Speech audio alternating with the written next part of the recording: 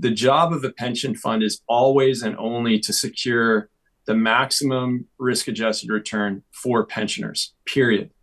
And that should never have a political component to it, because politicians live for the next election and fiduciary pension fund managers live for the retirement of the people that are paying into it, which might be 30, 40 years from now. And you can't get into small ball politics. Imagine, Ryan, back when we first talked about some of these issues, 2019, 2020, I was working on a structure around what we're going to do with pensions, what we're going to do with capital markets, how we're going to respond to ESG.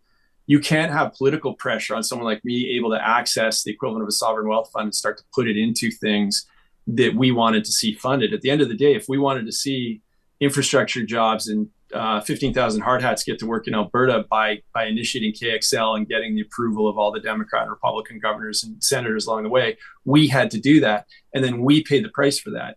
You don't want me to be able to go to a heritage fund or to an INCO and say, you should do this because I'm a politically sensitive guy. And if I don't like it, I'll fire people and replace people on the board that will do my bidding. Terrible for pensioners, terrible for the stability of the province and of its reputation financially, if that ever happened. And it won't ever happen. That won't happen. Stephen Harper, if he ends up being the chair, and this board will be bulletproof on that issue. No one is going to touch the fiduciary mandate of a pension fund and allow that to become political. Completely implausible.